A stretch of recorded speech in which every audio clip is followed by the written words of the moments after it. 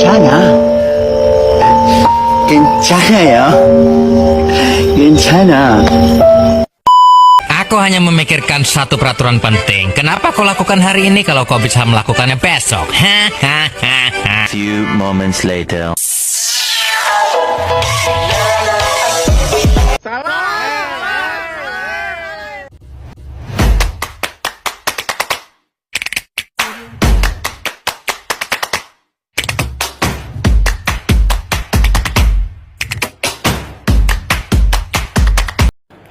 Assalamualaikum warahmatullahi wabarakatuh.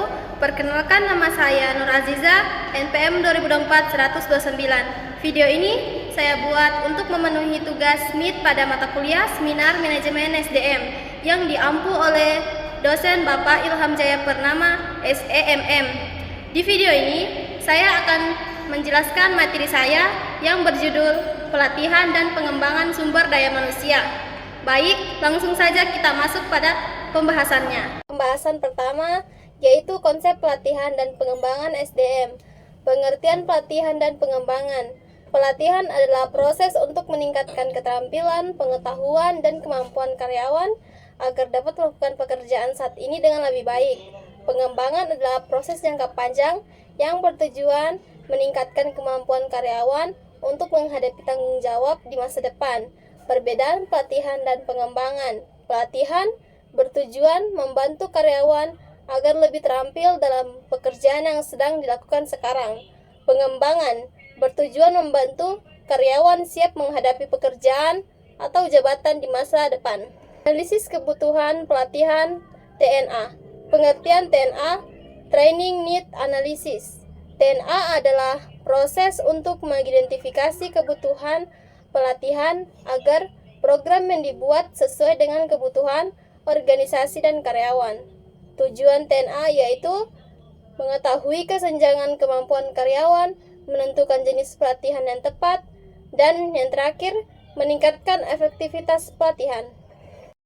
Adapun tingkatan analisis kebutuhan. Yang pertama yaitu analisis organisasi, yaitu menilai kebutuhan pelatihan berdasarkan tujuan, strategi, dan kondisi organisasi. Yang kedua ada analisis pekerjaan, yaitu menentukan keterampilan yang dibutuhkan untuk suatu pekerjaan. Dan yang terakhir yaitu analisis individu, mengidentifikasi kemampuan dan kekurangan masing-masing karyawan. Adapun manfaat TNA, yang pertama yaitu pelatihan menjadi lebih tepat sasaran, menghemat biaya dan waktu, meningkatkan kinerja karyawan, membantu perusahaan mencapai tujuan, dan mengurangi kesalahan dalam pekerjaan. Ada metode pelatihan SDM. Adapun metode pelatihannya yaitu yang pertama, on the job training, pelatihan langsung di tempat kerja sambil bekerja, dan off the job training, pelatihan di luar tempat kerja seperti seminar dan workshop. Adapun coaching, bimbingan langsung dari atasan, mentoring, pendampingan oleh orang yang lebih berpengalaman. Adapun metode pengembangan SDM. Yang pertama yaitu job rotation, perpindahan posisi kerja untuk menambah pengalaman. Job enrichment, penambahan tanggung jawab agar pekerjaan lebih menantang. Dan adapun pendidikan formal, kuliah atau pelatihan resmi untuk meningkatkan pengetahuan. Dan yang terakhir, leadership development program, program khusus untuk membentuk calon pemimpin. Evaluasi pelatihan SDM.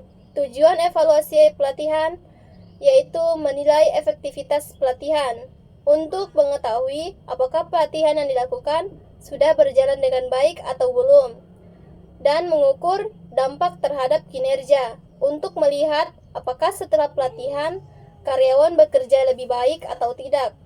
Dan yang terakhir menjadi dasar perbaikan program.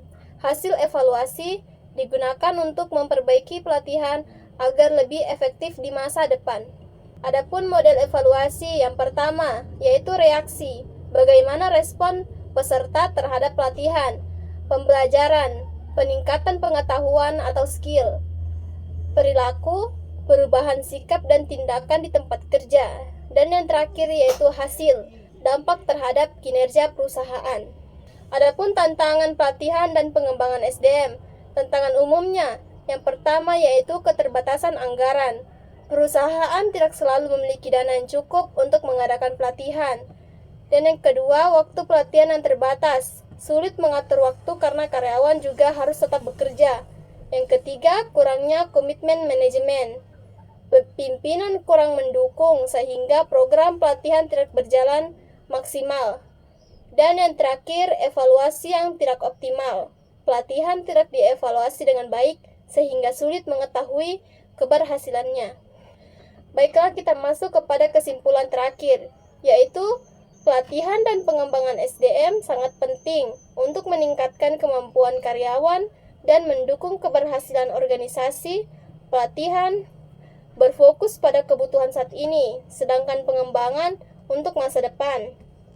Agar efektif, diperlukan analisis kebutuhan pelatihan yaitu TNA, metode yang tepat, serta evaluasi untuk mengukur keberhasilan.